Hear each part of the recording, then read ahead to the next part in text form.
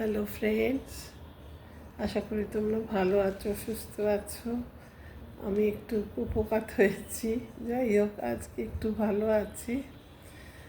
ভাগ্যিস গেছিলাম ডক্টরের কাছে, না হলে আরও বাড়াবাড়ি হয়ে যেত। এত সর্দি বসে গেছে বুঝতে পারিনি। আসলে এত বাজে ওয়েদার যাচ্ছে কলকাতায়, গরম ঠান্ডা, সেই জন্যে যা হয় অতটা কেয়ার করিনি। যদিও অনেক ভ্যাকসিন তো দেওয়া আছে, তাতেও এত বেড়ে গেছিলো। যাই হোক, আর বাড়িতে শুয়ে থাকতেও আর ভালো লাগছে না তোমাদের সঙ্গে, তাই ভাবলাম একটু দেখা করি, মনটা একটু চেঞ্জ হবে।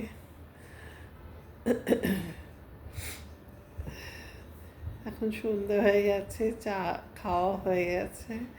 কালকে একটু মশালা টি আনিয়ে খেয়েছিলাম, ওদের সঙ্গে শেয়ারও করেছিলাম, বেশ ভালো লেগেছিলো। কাল তো আর চা করার ইচ্ছেতে ছিল না, যদিও ও করেছিল লিকার চা। আমাদের তো লিকার চাই হয়, আমি ভাবলাম একটু দুধ চা করি, ইচ্ছে আর করলো না, তাই একটু আনালামই। খেয়ে ভীষণ ভালো লেগেছে। আজকে ভাবলাম যে আমি একটা এতে ওই ব্লিঙ্কিটা আনালাম, আনিয়ে ভাবলাম যে বাড়িতে করি, কিন্তু সে টেস্ট পেলাম না।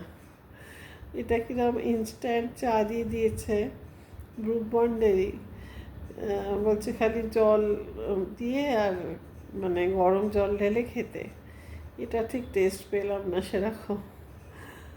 জানি না কী করে অন্যগুলো উদ্ধার হবে। এইসব চলছে। সামনে অনেক পরপর চলবে, ভাইফোঁটা আসছে, কালী পুজো আসছে।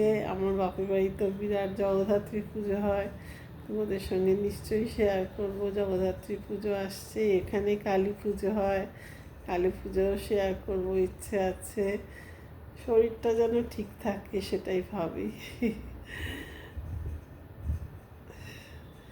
যাই হোক, তোমরা সব ভালো থেকো, সাবধানে থেকো। এখন ওয়েদার চেঞ্জ হচ্ছে তো বড় প্রবলেম হয়ে যাচ্ছে সবাইকার। খুব সাবধানে থেকো, আর খুব করে জল খেও, জল খাওয়াটা খুব দরকার। আস্তে আস্তে আবার নর্মাল হয়ে যাবো, আবার সব কিছু তোমাদের সঙ্গে শেয়ার করবো। ব্লগও দিতে পারছি না, ওই জন্য ছোটো ব্লগই যাচ্ছে। টাটা, আবার দেখা হবে।